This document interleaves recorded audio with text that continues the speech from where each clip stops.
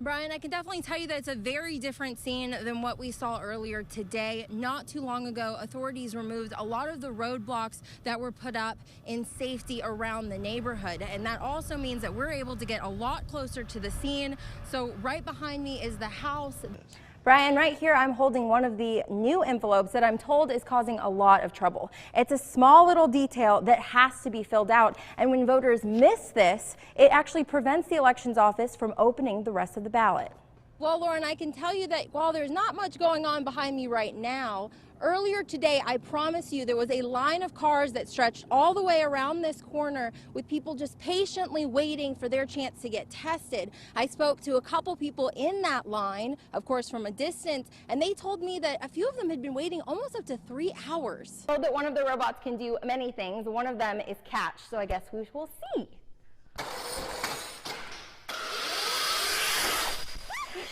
Jean King grew up together in Scotland, and incredibly both moved to the U.S. They have not seen each other in almost 7 decades, and yet they picked up right where they left off. While leaders push to make testing more affordable, what about accessible? I was calling to check to see if you guys have any of the COVID tests, like the at-home kits. Unfortunately, we ran out of those, but we might have some by the end of the week. I spent hours reaching out to pharmacies all over the city trying to find tests. Brian, the couple that owns Elote's Mexican restaurant say that they've felt extremely blessed and supported by the community, and putting it up for sale wasn't an easy decision to make. It came down to doing what's best for their family. Brian, a little after early results were posted and it did look like it was in Dr. Wilson's favor, that's when I reached out to Randy Christian, who was gracious enough to give us a comment on his reaction to the results. Take a look. Christian also went on to say how grateful he has been to be able to serve on the city council, and he's very proud of the accomplishments that he's been a part of. For now, right here on 82nd and Slide, Katie Gray, KMAC News. Brian, I spoke with lawmakers and lawyers about the issue, and the thing is, there are very strong arguments on both sides of the table. Biden's administration is approaching the matter as a public health and safety issue, while many legislators say how they're going about it is all wrong. Well, I have to ask, you have to have a favorite ride. What is that? Speak a little bit about your organization and you being here today and being a speaker. Really curious to hear from your perspective on how the pandemic has kind of shaped the narrative when it comes to healthcare. Welcome back to Trends and Friends. I'm Katie Gray, and I am standing right here with Miss Tina Schooler. She is the founder of a new company, very exciting, it's very exciting, of Raider West Farms. Now, I know that you offer so much with your new company, but can you kind of tell me a little bit of like the essence and the foundation of it? K News at 10. Good evening, and thank you so much for joining us right here on KLVK News. New at 10, authorities releasing new details about a fatal crash earlier Friday morning near Crosbyton, and social media restrictions in Russia have people possibly risking their lives and freedom for the truth. Across the world, volunteers are reaching out to Russian citizens in an unusual way, trying to break through the censorship. From London, Roxana Sabari has the story. As the war rages on miles away, back here in the United States, the Biden administration announced a new strict standards to increase fuel efficiency as high as gas prices, as Russia's invasion of Ukraine have renewed calls to reduce domestic reliance on foreign oil. Transportation Secretary Pete Buttigieg says that the new rules will save Americans at the pump. Yesterday was so beautiful. Please tell me that we can expect the same today. This month, the Texas Board of Education is discussing a new testing requirement for new teachers. Teacher advocates are fighting against the plan. All of this happening amidst a nationwide teacher shortage. And KMAC's Maggie Glenn tells us why some are saying that the test may actually make it harder to fill a lot of the open positions. Chief Mitchell breaking down everything from homicide rates to death on our roads. And KMAC's Ryan Chandler spoke with the chief, who stressed 2 specific points where the public can take more responsibility for public safety. And before we go anywhere and call it a night, I wanted you to have a little bit of a treat, because I know there's a lot of animal lovers here, right? So take a look at this little guy.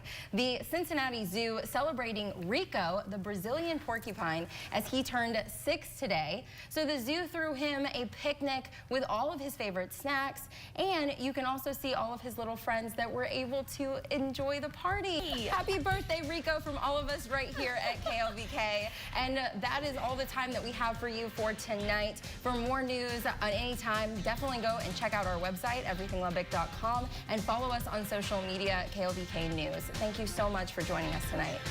Shelby, a group of students in New York are being praised by their community after saving a dog's life by putting lessons from their science class to real-life use. 123 new cases of COVID in Lubbock County yesterday, much more encouraging than we have seen recently.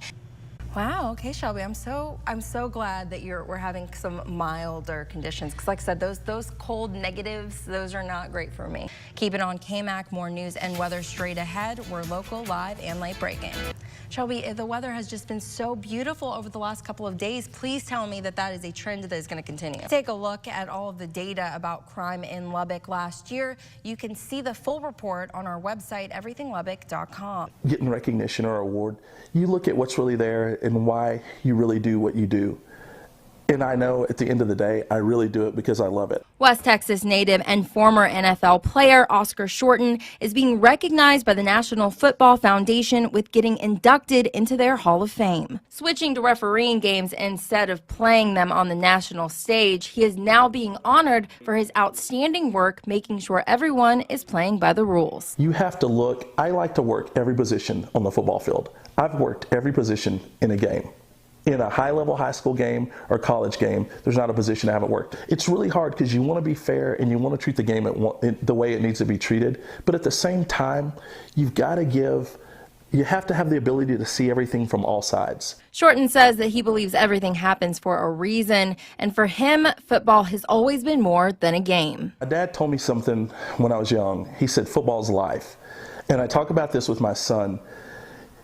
In football, I had a coach that his name was Coach Barty. He's in Arkansas. I think he coaches at Harding now. And he changed my life. In every football game, there are 4 or 5 plays that decide the game. And that's officiating too. The problem is that you don't know what those 4 or 5 plays are and when they're going to happen.